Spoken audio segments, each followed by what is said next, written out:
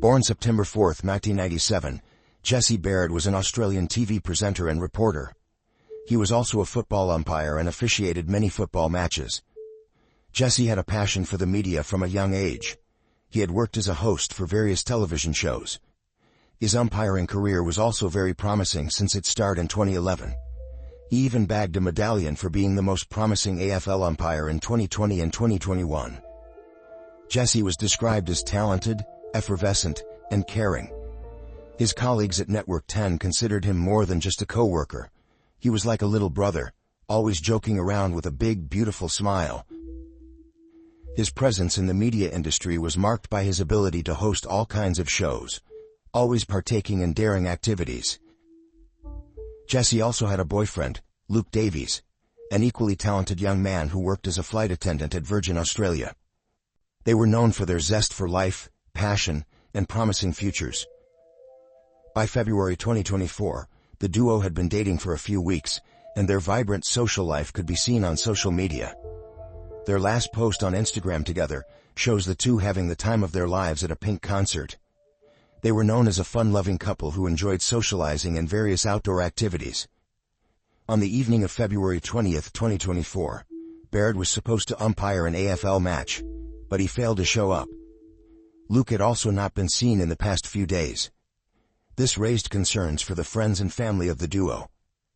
They had last been seen on the evening of February 18, 2024, at Beresford Hotel, attending an opening party for the Sydney Gay and Lesbian Mardi Gras Festival.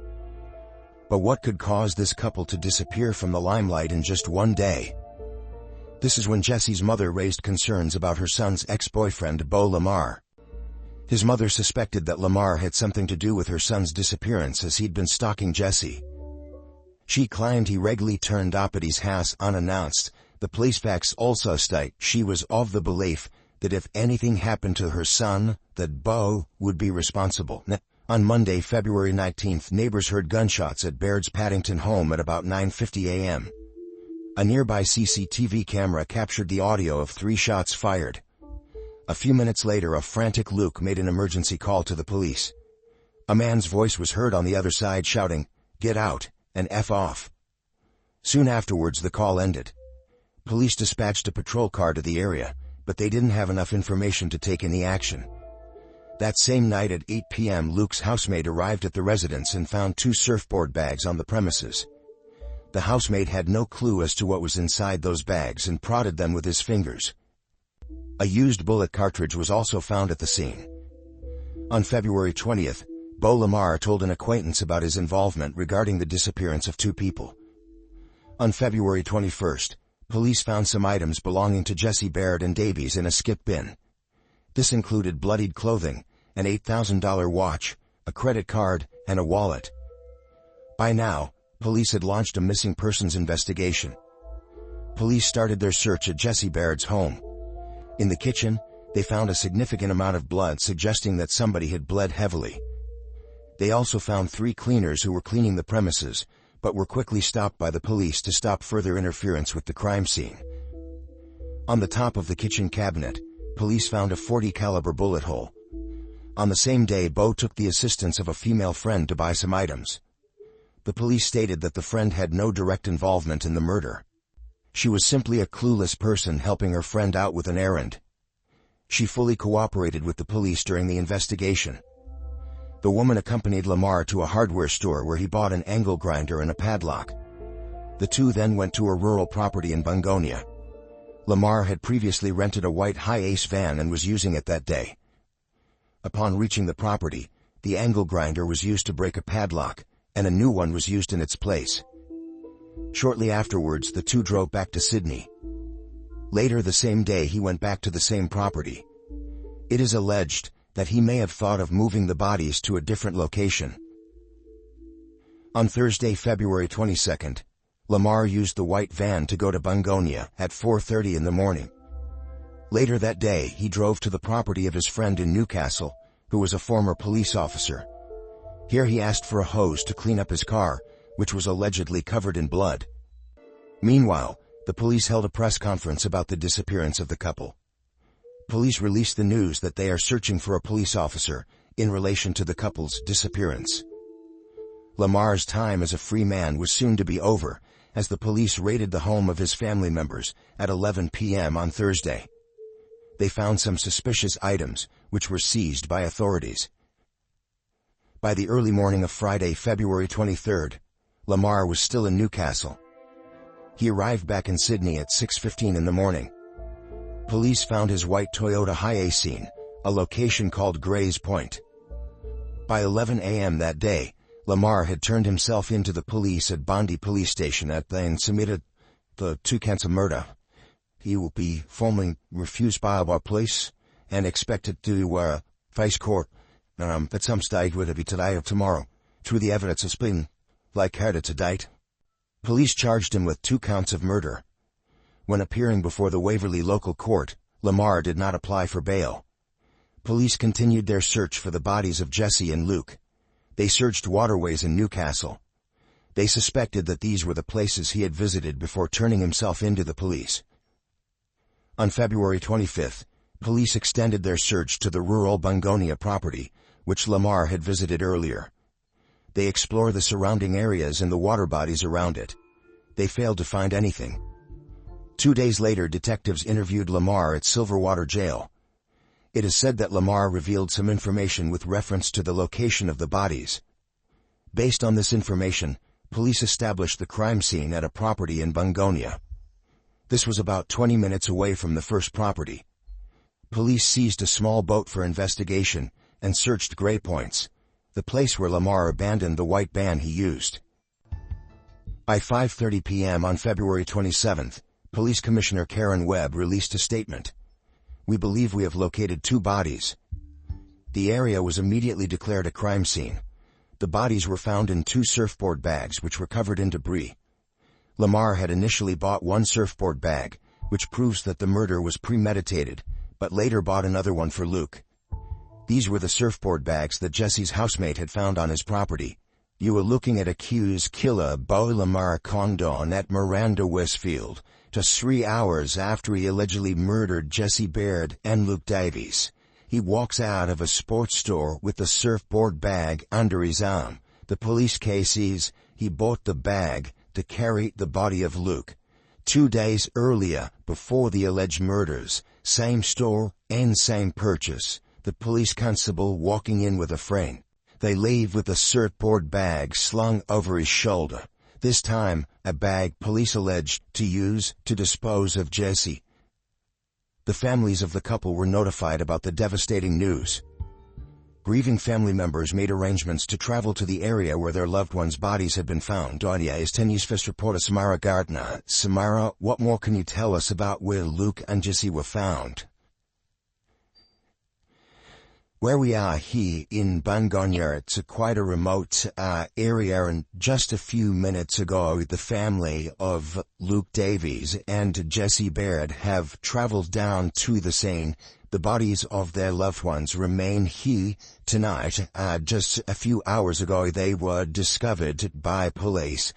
Their bodies, we were told, were found inside surfboard bags along the side of a road near a boundary fence. It's not far from where police had been searching over the last couple of days, but it certainly wasn't in the direct vicinity. And of course they came to be here after chatting with the accused earlier. Many members of the LGBTQIA+ community shared heartfelt tributes to the vibrant couple. Jesse's cousin Austin shared a heartfelt message about his tragic passing. He wrote, "Jesse, my first ever best friend. I am beyond devastated. I still can't believe it. Most of my favorite memories in life were me, Luke, Brendan and you riding motorbikes, skiing, boating and camping. I'll never forget our chats, all the times we would hang out on the weekends and go away with family and friends. I told you things I'd never tell anyone. I trusted you. I've laughed and cried in front of you. I'll love and remember you forever, mate. It is an honor to be your cousin. Till we meet again." Supporters on the internet have posted numerous tributes to Jesse and Luke. Evidently the case has been seen as a crime of passion, rather than a gay hate-related event by Commissioner Karen Webb. Tarneen Onis Brown, an activist for the LGBTQIA+ community, expressed sorrow and called for justice to be served. Rest in power, Jesse Baird and Luke Davies. I'm absolutely devastated. Sending lots of love to their families and colleagues. What a horrific loss. Justice for Jesse Baird and Luke Davies, Brown wrote on their social media pages. A GoFundMe was set up for Luke's family in the wake of his passing. Luke's mother thanked the supporters for their heartfelt love and support, as they managed to raise more than $70,000. Network 10, the Australian news channel, was forever robbed of Jesse Baird's talents. They paid tribute to Jesse and celebrated the accomplishments he achieved during his short life on Earth. We want to celebrate Jesse for the man he was, and not the way he died. Here's how we remember him: amazingly talented, funny, beautiful inside and out, and forever loved and missed. Jesse Baird was one of those rare people who was a complete natural on TV channel. He began his career while still a teenager when he won the coveted role of reporter on the children's show Totally Wild, a job that not only had him talking to the animals, but also fanging around in supercars, like going all Tom Cruise in a stunt plane, and leaping off tall structures in a single bound. Wow! As JB, he hosted the show Gamify. Before joining Studio 10 as our Queensland roving reporter, and then heading to Sydney to join the team at HQ. And it was here he well and truly proved he could turn his hand to any part of the TV business. There was a spectacular ending, crossing live from the Outback. A world record for the most amount of people doing the nut push. How you feeling, Blake? I think you're about 2 minutes behind Sally, sharing his lunch with a giraffe.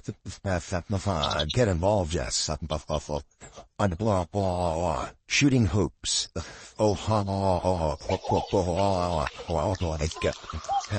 Wrangling celebrities on the red carpet. Jesse Baird was to be around someone truly special. Got Superbowl, a brilliant colleague, and a loyal friend, such a cherished son and brother, and a light of every party. Upon autopsy of Jesse Baird, police found that the cause of death was a gunshot wound.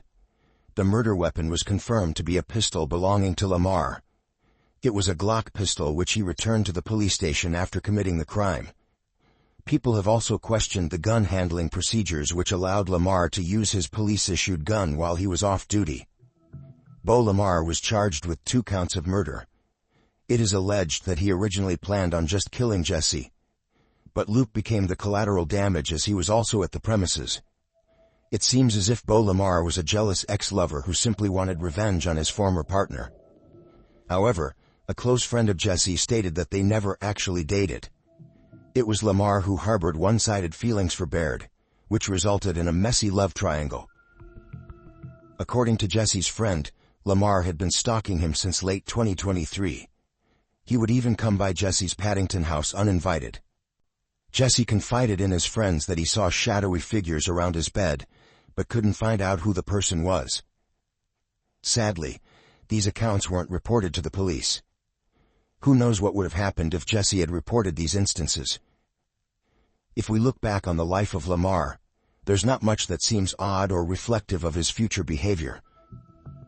Beau Lamar grew up in Kirrawee with a mother who was a former police officer, and a father who worked as a security guard. His parents separated during his primary school years.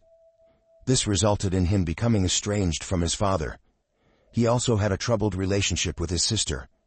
So, Beau didn't have stable relations with his close family.